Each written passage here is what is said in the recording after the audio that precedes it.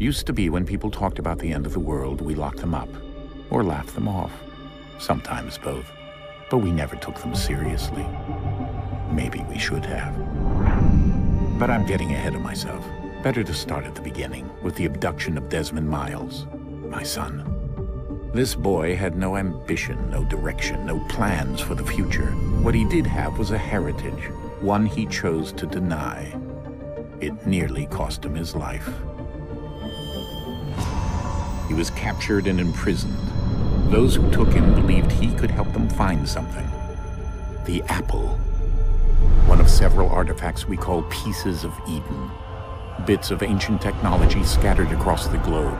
Some hidden, some found, all of them dangerous. Most are held by a single group, the same group that now had Desmond. You know them as Abstergo Industries. We know them as the Templars, as the enemy. We've been fighting them for thousands of years, even longer if you believe the stories of their origins. I do. After all, I've seen the truth. That's the beauty and the horror of the Animus. A device that allows us to enter and experience the lives of our ancestors. It holds the power to change everything, to show us history the way it really happened. Up until its creation, to the victor went the spoils, went the truth. We're trying to fix that, to free minds and bodies both. But there's only so much that we can do, and the Templars have the upper hand these days. But something larger than the Assassins and Templars is approaching, bigger than all of us. And if we can't find a way to stop it, these next few weeks will probably be our last. Everyone's last. In the end, it all comes down to him. To Desmond. Through the Animus, he discovered his heritage, explored the lives of his ancestors, and uncovered their secrets. When that was done, he trained. He used another ancestor to provide decades of experience in the span of a few days. It worked. We think. We hope. Soon we'll know. That ominous date fast approaches, December 21st, 2012. None of us knows what it'll bring, only that this is where they want us to be, when it does. They've been guiding us in their own fractured, frustrating way. These voices from the first civilization, the ones who came before, a precursor race of immense power and uncertain motives. They're the ones who made the Pieces of Eden. This is where they've led him, and through him, us. He stands at the entrance to this long-lost place, armed with the knowledge of Altair and the abilities of Ezio. He holds in his hands the Apple of Eden, and we stand at his side, ready to support him however we can. His name is Desmond Miles, and he has brought us to the end.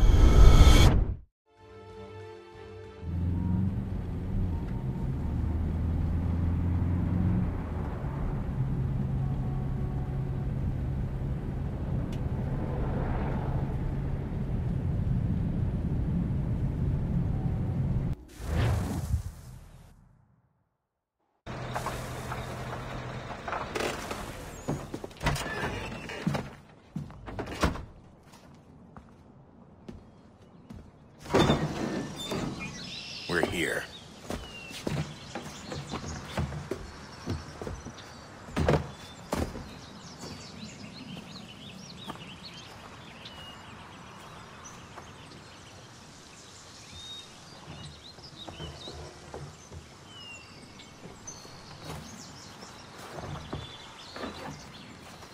Let's go.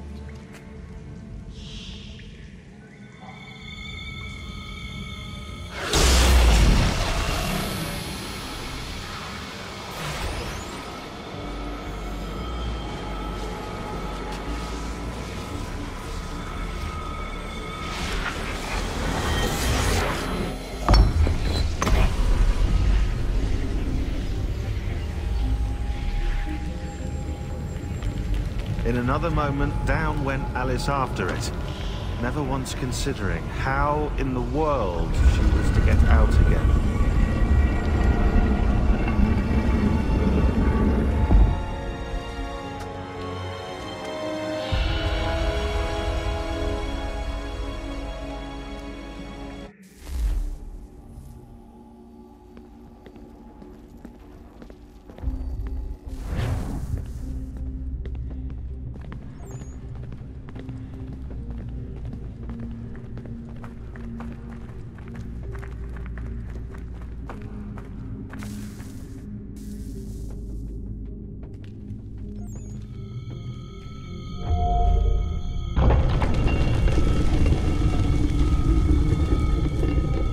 I think we're here.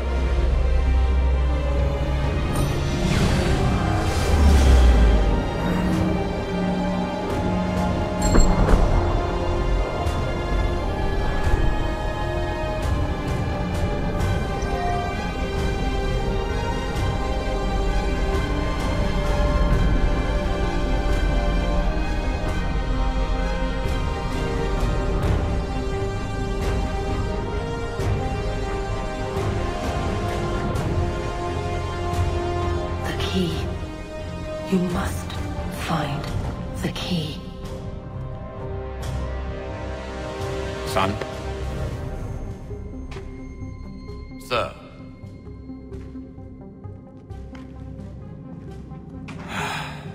Here we go again. Desmond? Do you hear us? Yeah. What happened? The temple triggered a bleeding effect. You collapsed and entered into a fugue state. So naturally, you dropped me into the Animus instead of, I don't know, making sure I was okay? You weren't in any danger. Besides, the temple appeared to be communicating with you, and I didn't want to risk severing the connection. At least not until we knew what it wanted. Right. Of course. Son, No, it's fine. I get it. And I know what I'm looking for, by the way. It's a key. Just no idea where it is, though. Guess that's why she triggered the bleeding effect. She? Juno, Dad. She's talking to me. Okay, Desmond. While you were, visiting Constantinople, we picked up a software update for the Animus. I'd like to run a couple of quick tests, make sure there aren't any major issues. All right. What do you need me to do? We'll start simple. Walk to the marker over there.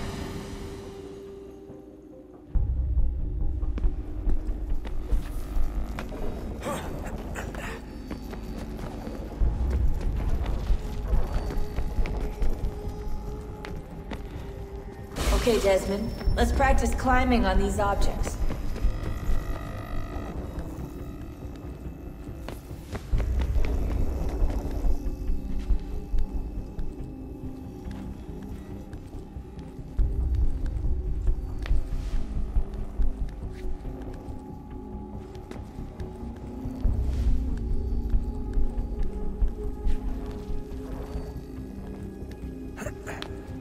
Run your way through this little obstacle course.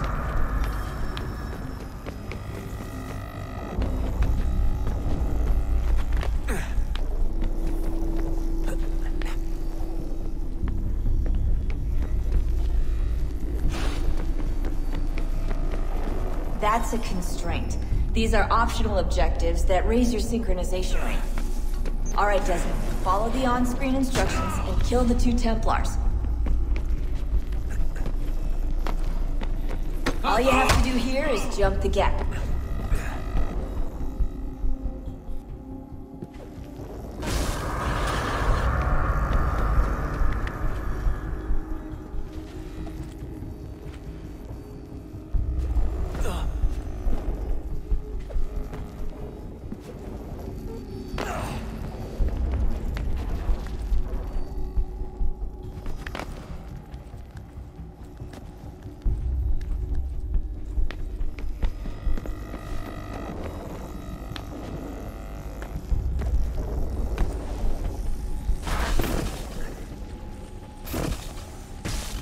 Synchronization levels look good now.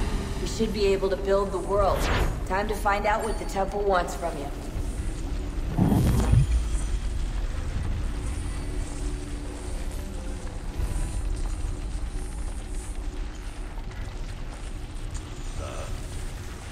Sir.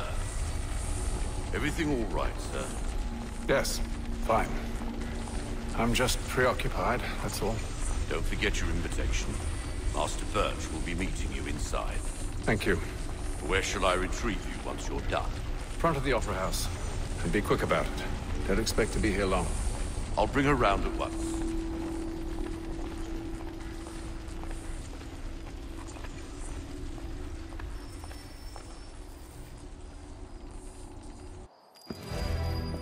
Invitation, please.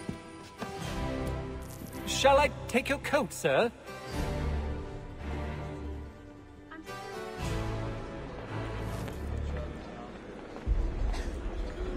Ladies and gentlemen, you are requested to kindly find your seats.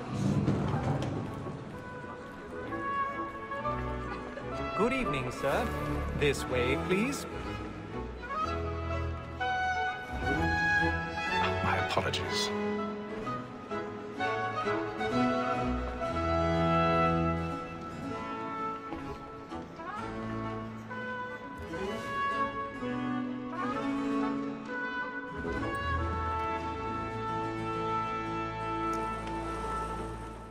Evening, Haytham. Reginald? I can't tell you how happy I was to hear they'd mounted this revival. Gay's best work by far. Have you seen it before? Once. My father brought me here as a child. Though I remember little of it. I don't suppose tonight will afford me the luxury of a proper viewing either. No, I'm afraid it won't. On to business, then. Do you see him? And the statesman, because he's so great, thinks his trade as honest as mine.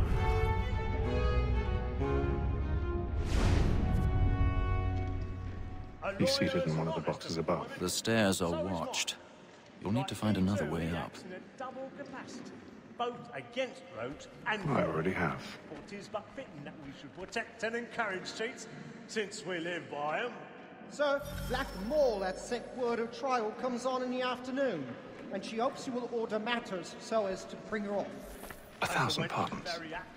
My apologies. We may satisfy that I'll soften the evidence. Tom Gag, sir, is found guilty. A lazy dog. When I took him the time before, I told him what it would come to if he did not mend his hand. This is death without reprieve. I may mention a book. For Tom Gag. £40. Let Betty Sly know I'll save her from the transportation, so I can get more of my staying in England. Betty has brought more goods into our locked year than any five of the gang. And in truth, it is a pity to lose so good a customer. If none of the gang take her off, she may, in the common course of business,